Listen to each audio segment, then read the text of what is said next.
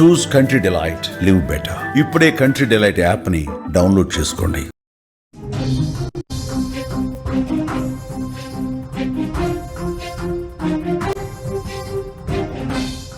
AP liquor scam కేసులో Rajampet MP YCP నేత మిథున్ రెడ్డికి ఊరట లభించింది. సుమారుగా 71 రోజుల పాటు జైల్లో ఉన్న ఆయన ఈరోజు రాజమండ్రి సెంట్రల్ జైలు నుంచి బెయిల్పై విడుదలయ్యారు. విజయవాడలోని ఏసీబీ ప్రత్యేక కోర్టు నేడు ఆయనకు షరతులతో కూడినటువంటి బెయిల్ మంజూరు చేస్తూ ఉత్తర్వులు జారీ చేసింది.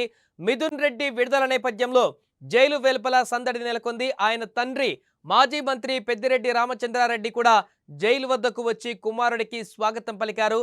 గత వైసీపీ ప్రభుత్వ హయాంలో 3200 కోట్లకు పైగా మద్యం కుంభకోణం జరిగిందని ఏసీబీ అధికారులు ఆరోపిస్తున్న విషయం తెలిసిందే. ఈ కేసులో మిథున్ రెడ్డిని A4గా నిందితుడిగా పేర్కొంటూ జూలై 20న అరెస్టు చేశారు. షెల్ కంపెనీల ద్వారా భారీ మొత్తంలో ముడుపులు సేకరించి వాటిని అప్పటి ముఖ్యమంత్రి వైఎస్ జగన్కు చేరవేశారని చార్జ్షీట్లో అభియోగాలు మోపారు. అరెస్ట్ అయినప్పటి నుంచి బెయిల్ కోసం మిథున్ రెడ్డి పలుమార్లు ప్రయత్నించారు. మొదట హైకోర్టు, ఆ తర్వాత సుప్రీంకోర్టులో దాఖలు చేసిన పిటిషన్లు తిరస్కరణకు గురయ్యాయి. అయితే ఉపరాష్ట్రపతి ఎన్నికలలో ఓటు వేసేందుకు సెప్టెంబర్ 6న ఏసీబీ కోర్టు ఆయనకు తాత్కాలిక బెయిల్ ఇచ్చింది. ఓటు వేసిన అనంతరం ఆయన తిరిగి జైలుకు వెళ్లారు.